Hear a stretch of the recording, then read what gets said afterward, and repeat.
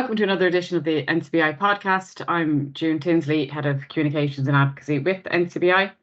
And today I have as a guest Stuart Haxell, who lives in Sligo and is an avid tennis player. So I'm looking forward to having a chat with you, Stuart. So welcome aboard and thanks for taking the time to be my guest today.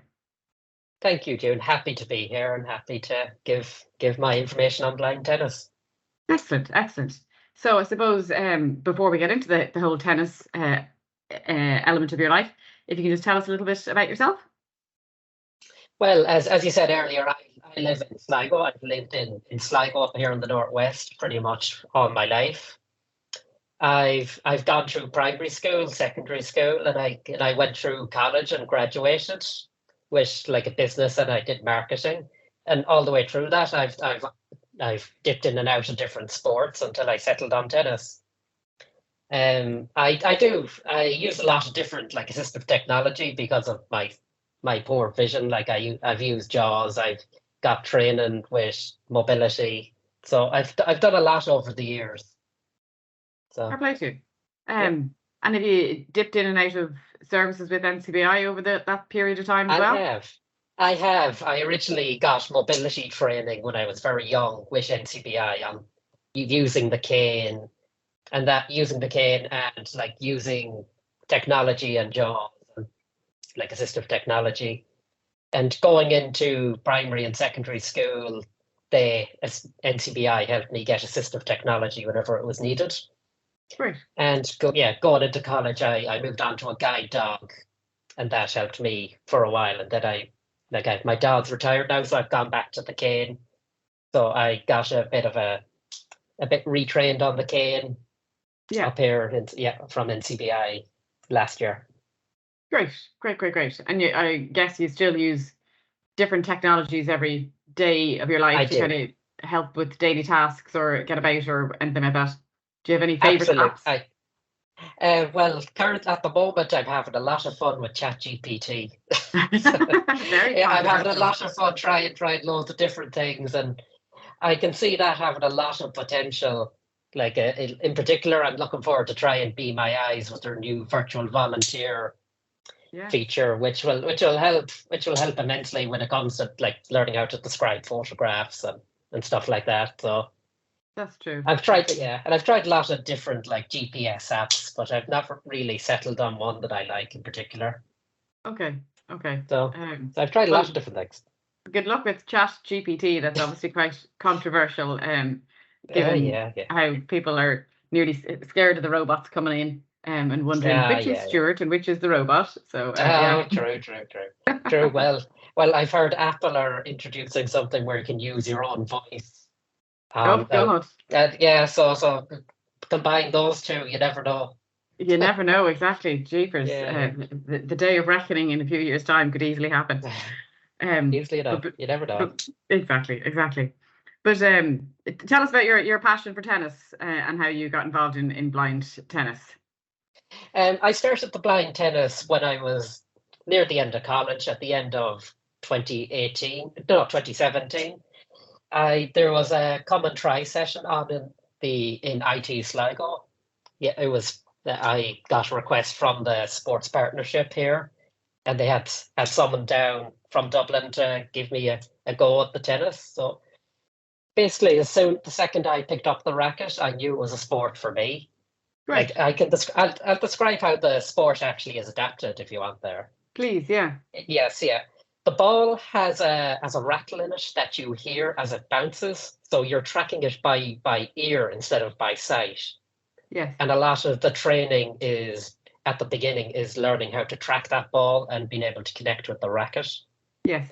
And so it takes a long time to train. The court is a bit smaller, so it's about the size of a badminton court. In my category in particular, the blind tennis is split into a number of different sight categories depending on the level of vision you have. Yes, I'm in the lowest category, the B1 category. That's where the most adaptation has been done for the sport. Okay. You have to wear a blindfold in that category because of any level of vision can be an advantage, so it evens up the playing field. Oh, interesting. And and you get 3 bounces as a maximum to hit back, but you can hit on a lower bounce. And is it just the rest singles? What?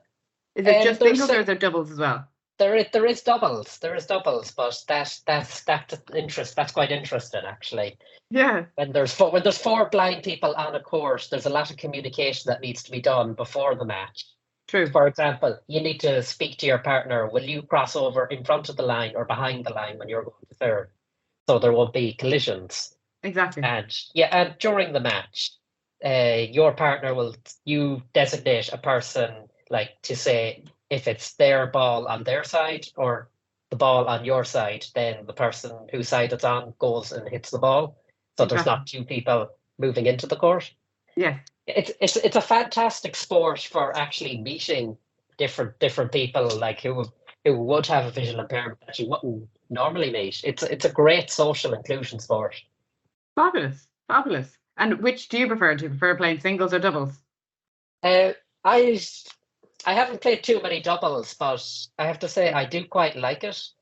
But I'd say I don't really have a preference either way. Okay, so, amazing. Yeah. And in terms of the numbers of people who are in the Blind Tennis Association or club, would you know how many there is across the country and in Sligo area particularly? In Sligo, I'm the only one, unfortunately. I really want to get more people to give it a go. There's clubs in Shankill, there's clubs in Naas, there's clubs in Belfast. There's a lot of clubs being set up all around the country. There's ones in Limerick. Yeah, and they recently in April held the Blind Tennis Nationals, where I got the opportunity to compete, and I got to the final. Well done, you. Yeah, I got to the final, and I'm looking forward to more tournaments in the future with it. So. And was that your before that tournament? Had you played many other tournaments? Oh, I had, yeah. In 2018, Dublin held the World Championships, and I had the opportunity to qualify for that. Great. Like that was literally me being thrown into the very deep end, because I'd only been training for a few months at that point. So I got to I learned to sink or swim, and thankfully I've learned to swim. I like the year after the Worlds were in Benidorm, I got to qualify for that again. So I did a lot better that time. I nearly got out in the group stages. So that was very good. But obviously, it's a sport that you've really taken to. Because absolutely. Yeah, it's congratulations. It's a sport that really is good for building up someone's confidence. I feel when you get really good at it, because when you're playing the sport, you're basically there on your own. You're making your own decisions once you're in a match. For example, like in other adapted sports, there's a lot of assistance. Like, for example, tandem cycling, you're there with a partner, but in the blind tennis, you're given as much or as little help as you request.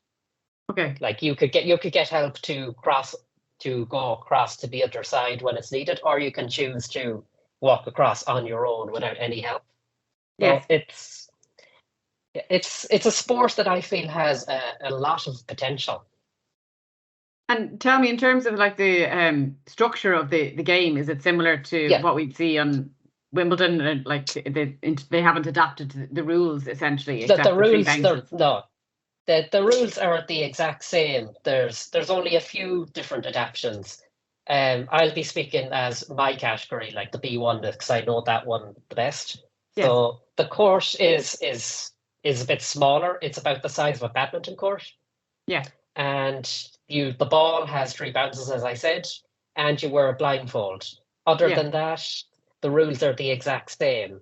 Okay. And and there's a kind of baseline that you're able to feel with your feet, so that you're able to direct yourself. You know which direction you're facing, so you're not facing into the crowd serving at them.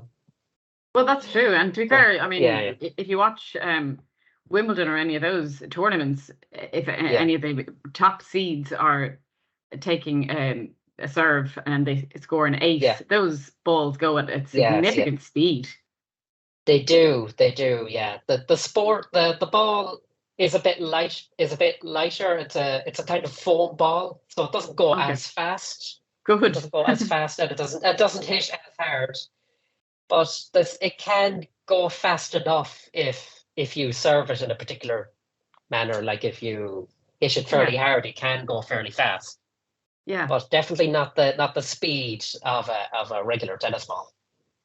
Well, I'm just glad, because I could foresee more injuries and collisions. If someone scores an ace. And tell me, Stuart, what happened during the COVID period when you weren't able to meet up? Did that obviously impact on the friendships you developed and things like that? It did, but thankfully some of the coaches from around the country put on Zoom classes. Like they were like fitness classes, and they were able to keep the blind tennis community in contact. They were fairly weak. They were weekly, so it was a way of keeping the group together, and it didn't fracture. At least it didn't drift apart. Yeah, and that's very important, in fairness. And absolutely, I suppose, yeah. How important do you think being involved in sport or recreation activities is for people living with sight loss? I think it's very important, especially if you don't know too many blind people or visually impaired people in your area. I feel it's a fantastic way of getting out and being able to actually meet new people for the first time, and being able to find people who may be in a similar situation to yourself, who you may not have ever met. And it's great for your fitness as well. And fitness has been known to improve like your mood or your general well-being. So if you're not feeling that great, I feel sport is a fantastic outlet, or a fantastic way of finding a new hobby it's something that you mightn't have ever considered. Like, don't be afraid to try something. Like, what could be the consequences? Like, you don't like it, like just move on. And if it's something that you've discovered that you have a talent for, like, why wouldn't you not give it a go and figure? And if I'm getting tongue-tied there. No, it's very true. It's very true. Because as you rightly say, it's being involved in sport is not only good from the social perspective, but just from the well-being and mental health perspective as well. It's such a crucial part of it. Yeah. Absolutely, yeah. Are you involved in any of the activities that Vision Sports delivers? I went to Mayfest last year, and I got the opportunity to try a number of different sports. I was quite Oh, you mean the online classes? Sorry, yeah. No. I mean, I tried those them. activities. Oh yes, yeah. I tried them for a while, but they just didn't fit in with, like, they were clashing with a few different things. But I did find them to be quite good. I did enjoy them.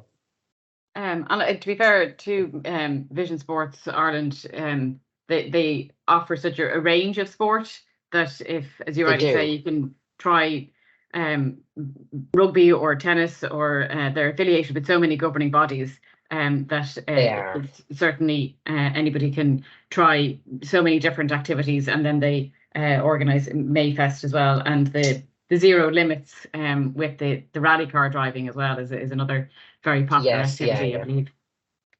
Yeah, that's one I really wish I had the opportunity to try out, the rally driving, but unfortunately, I haven't got the chance to give it a go yet. Well, I think it's scheduled for this September, so keep a watching eye out and sign yourself up. Absolutely. When I attended it last year and assisted at it, it was the adrenaline was just literally palpable. People were so excited of being able to drive the rally cars. It was great. It was great. Yeah. I'll have to see. Yeah, exactly. So I suppose, Stuart, just to conclude, can I ask you what one piece of advice you would give to another person recently diagnosed with a sight loss condition? I ask this question to all my guests because I think everybody can offer a different piece of advice. I would say don't feel like you're alone. Like, don't be afraid to, like, ask for help if you ever need it. Like, there is ways of managing. Like, it's not the end of the world. Like, it might be horrible for a while, but eventually you will be able to overcome it, and you might end up you might end up in doing something completely different that you mightn't have ever considered doing if you didn't lose your sight. But to boil it down, I would say it's don't be afraid. That's good advice. Good advice. And I suppose obviously what you're drawing on there as well is just to be open to different opportunities as well.